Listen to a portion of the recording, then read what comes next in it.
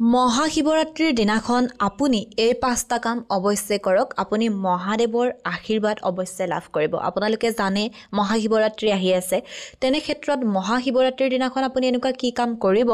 যি কামে আপোনাক ভাল দিনলৈ লৈ আহিব যিসকল মানুহে মহাদেৱক বিশ্বাস কৰে মহাদেৱ ভক্ত সেই সকলৰ বাবে ভিডিওটো আপোনালোকে শিৱৰাত্ৰিৰ মহাশিৱৰাত্ৰিৰ যেদিনা আহি আছে 26 ফেব্ৰুৱাৰী সেই দিনাখন আপুনি এইকেইটা কাম কৰক আপুনি মহাদেৱৰ আশীৰ্বাদ অৱশ্যে লাভ কৰিব মহাদেৱৰ ভক্তৰ জীৱনত কেতিয়াও বেয়া দিন নাহে আপুনি যদি আপোনাৰ ইউটিউব ফেসবুক অথবা ইনষ্টা লিগেল আৰু অৰ্গেনিক ভাৱে গ্ৰোথ কৰিব বিচাৰে আমাৰ লগত যোগাযোগ কৰিব আপুনি আমাৰ পৰা legal views legal subscriber legal followers এই সকলোবোৰ লিগেল আৰু অৰ্গেনিক ভাৱে ল'ব পাৰিব আমাৰ হোৱাটছএপ নম্বৰ 9864808721 আপুনি আমাৰ হোৱাটছএপত মেছেজ কৰিব আপোনাৰ ক্ৰাইটেৰিয়াখিনি জনাই দিব আৰু আপোনাক আমাৰ তৰফৰ পৰা ফোন কৰা হ'ব এতিয়া আমি জানো বলক মহাশিৱৰাত্ৰিৰ দিনাখন আপুনি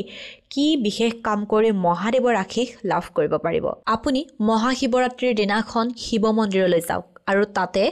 পানী গাখীৰ আৰু পঞ্চামৃত শিৱলিংগত অৰ্পণ কৰক যদি আপুনি শিৱৰাত্ৰিৰ দিনাখন শিৱ মন্দিৰত যায় তাত গৈ আপুনি পানী অৰ্পণ কৰে গাখীৰ অৰ্পণ কৰে তাৰ পিছত আপুনি পঞ্চামৃত অৰ্পণ কৰে ইয়াক খুব বেছি শুভ বুলি কোৱা হয় দ্বিতীয়তে আপুনি সেই দিনাখন ৰুদ্ৰাক্ষ পিন্ধক আপুনি খুব এটা ইতিবাচক শক্তি লাভ কৰিব তৃতীয়তে আপুনি মহাদেৱক বিশুদ্ধ ঘিউ আৰু মৌ অৰ্পণ কৰক চতুৰ্থতে আপুনি কি কৰিব 108 বাৰ ওম নমঃ শিৱায় জপ কৰক আৰু একেবাৰে শেষত আপুনি শুদ্ধ মনেৰে মহাদেৱৰ আৰতি কৰক যদিহে আপুনি মহাশিৱৰাত্ৰিৰ দিনা এই কামখিনি নিয়াৰিকে কৰিছে আপুনি মহাদেৱৰ আশীৰ্বাদ অৱশ্যে লাভ কৰিব